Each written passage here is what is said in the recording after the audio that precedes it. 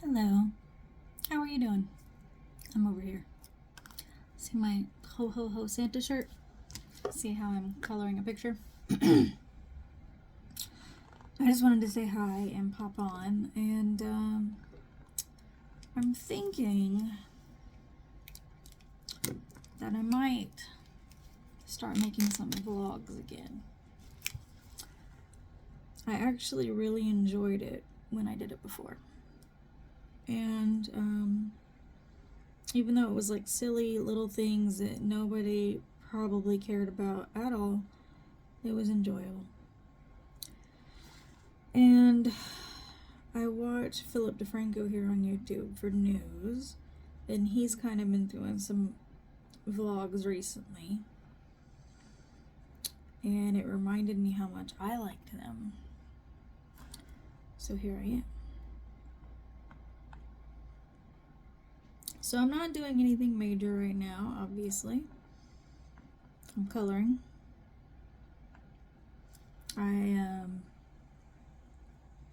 I have Civilization 6 pulled up to play, and I'm kind of playing in between coloring. You might hear some of its sound effects and such. And then I love the baking championship shows from the Food Network, like Spring Baking Championship, Holiday Baking Championship, Halloween Baking Championship. They have them, and then summer they have too. And so I was going back and rewatching all the seasons of all of them. So I'm currently on Spring Baking Championship, rewatching its seasons. And I don't remember the current season I'm on at all. Nobody's familiar to me, so I guess I never watched this one. I thought I was watching it for like the second time, but I guess not. I tend to rewatch things I already know rather than try something new. And that is just a comfort thing. That's like, I don't know. It gives me something in the background to put on that I can still watch, maybe even learn things from. You know, like this show, I learned shit about baking I don't know. And just not have to put a whole lot of thought into it, like I can do something else, like color a picture. Or play a video game or whatever. Depends on, you know, what I want to do in that moment. So, that's me today.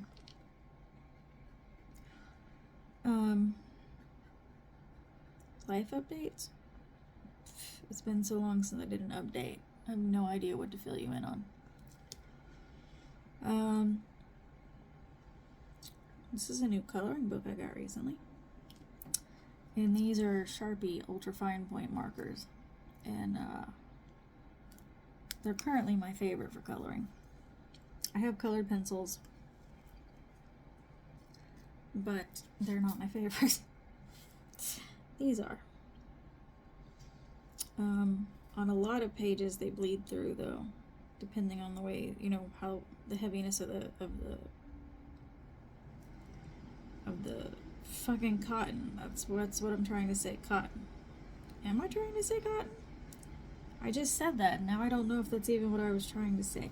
Heaviness of the paper, okay? So like these, it will bleed through. But this coloring book doesn't have a picture on the other side just for that reason.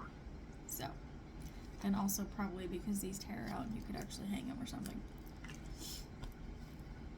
I don't really know. But, yeah, it's a fun coloring book. It's all flower themed, but like some mandala looking stuff in it too. There's a page that's just roses that I already did a rose on that I hate how it came out. My other thing that's creative-ish for me that I sit and do sometimes is embroidery or cross stitch.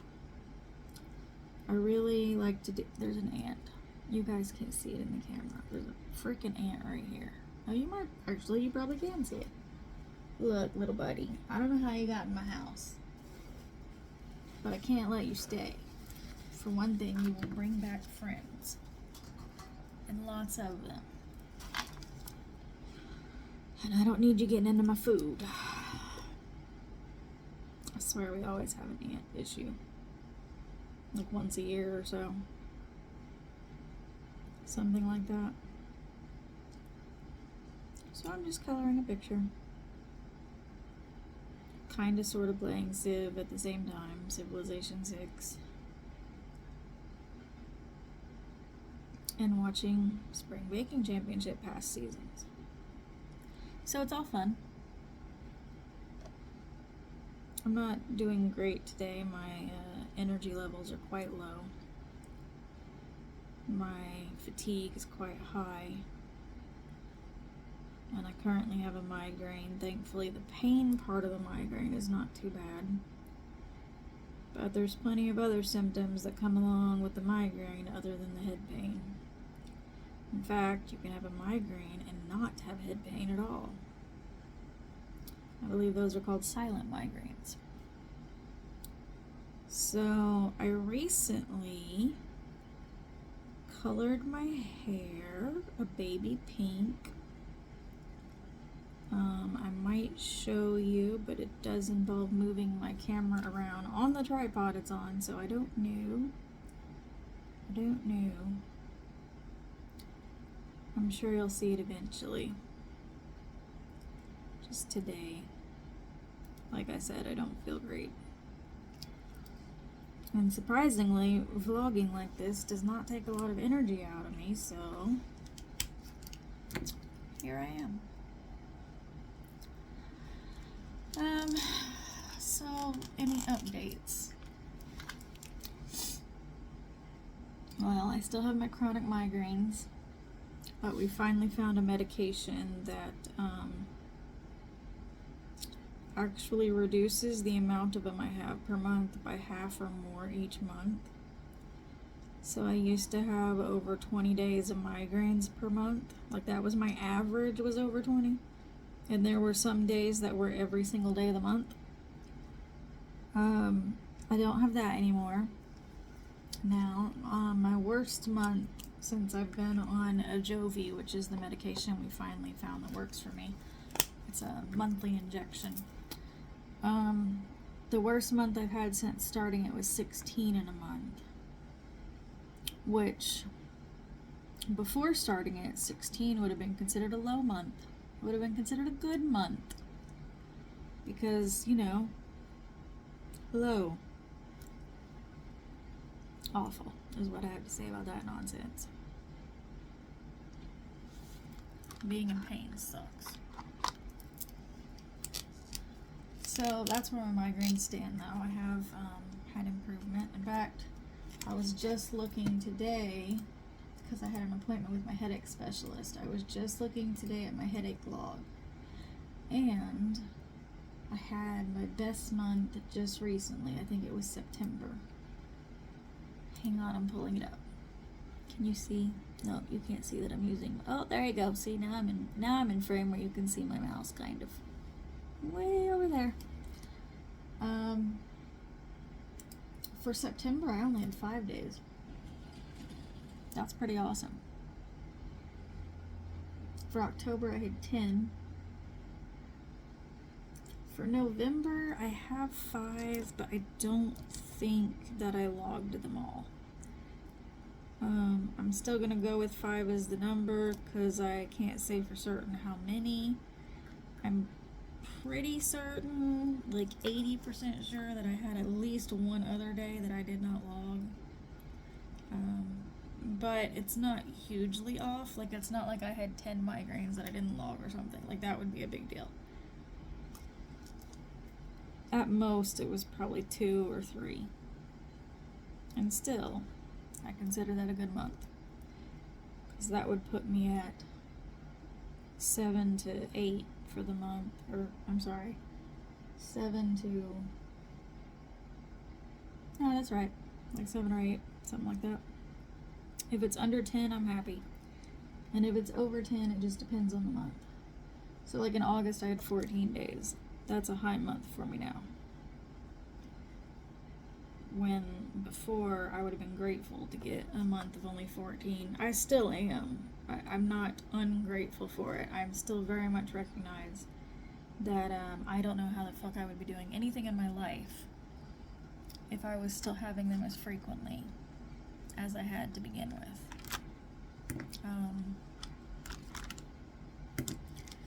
Yeah. So, still doing good. Still doing good. Aside from that, we have fibromyalgia. It does things daily. Pain, fatigue. I have a lot of points on my body that are very tender, which is kind of the hallmark of fibromyalgia.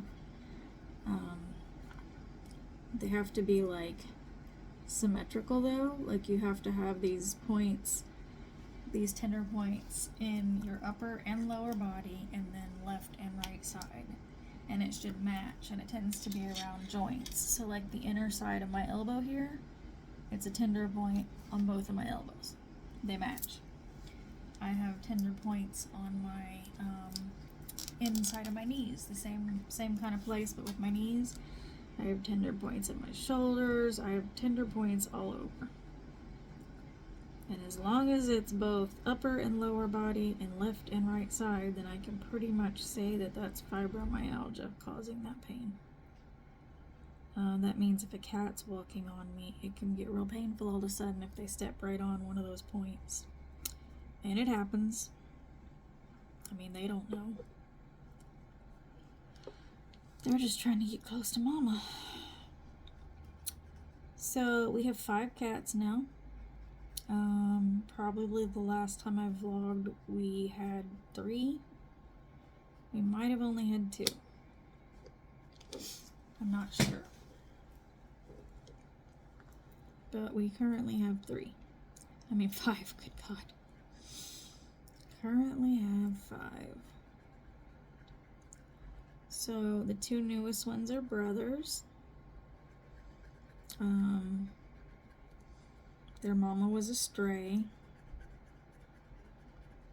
And I believe she died. I'm not 100% sure, but I believe she died. And so babies were taken in. Thankfully we found these 2. We got 2 together because they were both 4 months old kittens, and our other cats are all adults. And kittens need something to play with. But in addition, they were a bonded pair. The rescue group that had them did not want to adopt them out to 2 different households.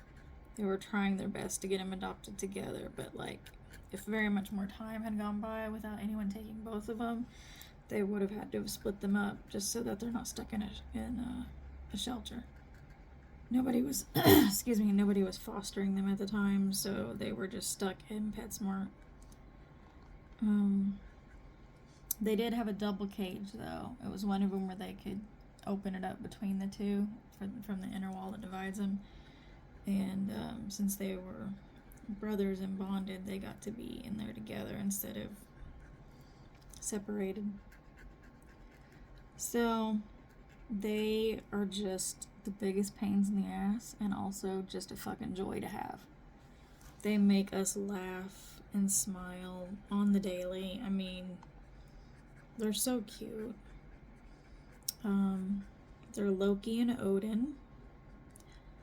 And some people, when they hear that, they go, wait, but isn't Odin Loki's father, not his brother?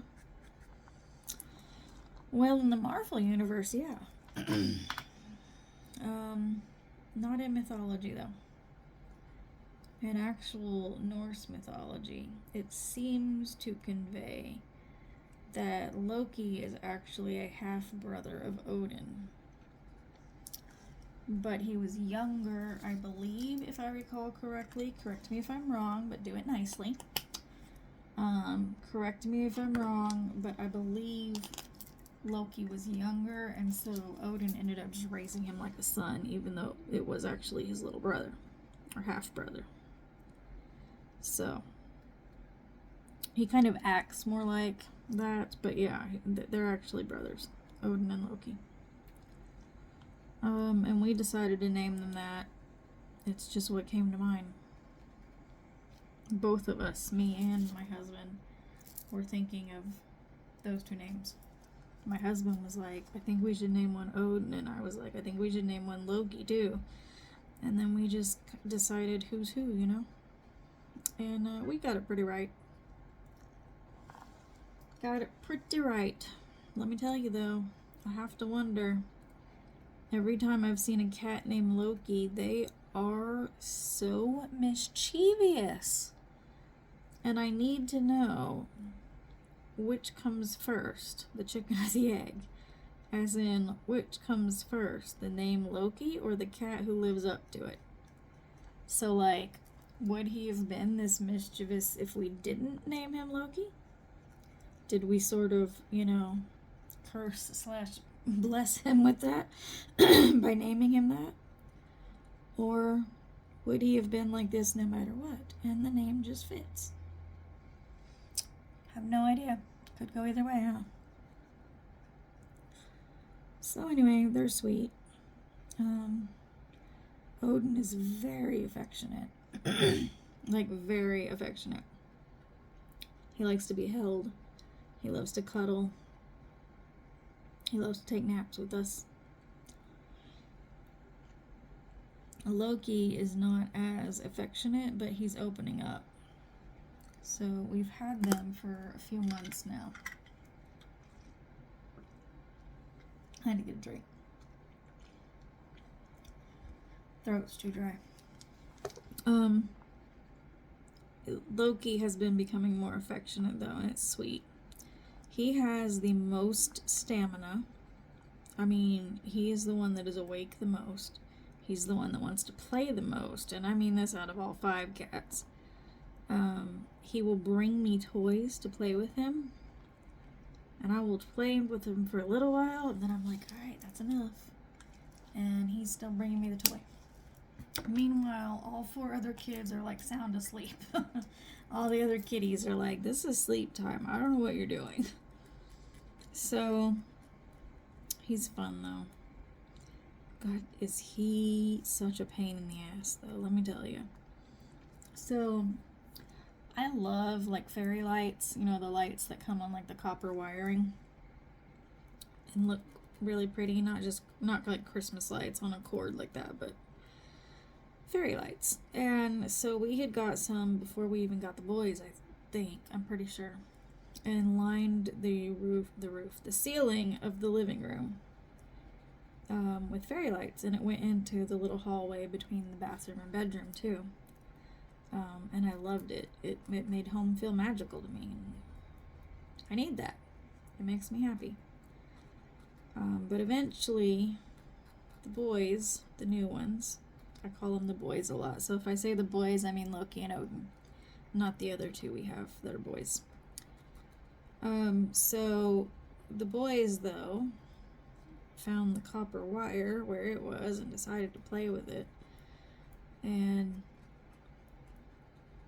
there's not a lot of things you can do to save it. You can try. My husband found somebody on YouTube who kind of uses like heat to sort of melt the copper wire back together when it's been split, when it's been cut or, you know, whatever, pulled apart. So we now know that, but we didn't know that at the time. So we just bought a new set of lights, pulled those down, put a new set up, which wasn't fun.